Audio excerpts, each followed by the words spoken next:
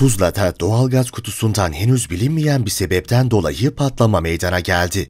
Aydınlı Mahallesi'nde yaşanan patlama sonucu çıkan yangın kısa sürede sokakta bulunan panelvan ve kamyonetle 3 katlı binaya sıçradı. İhbar üzerine olay yerine çok sayıda itfaiye, polis ve sağlık ekibi sevk edildi. Binada mahsur kalan 6 kişiyi tahliye eden itfaiye ekipleri yangını söndürdü. Olay anında panikle 1. kattaki balkondan atlayan bir kişi yaralandı. Sağlık ekipleri yaralı kişiye olay yerinde müdahale ederken akciğer rahatsızlığı olan kişi de ambulansla hastaneye kaldırıldı. Yangın nedeniyle panelvan, kamyonet ve binada hasar oluştu. Polis ekipleri olayın çıkış nedenini araştırıyor.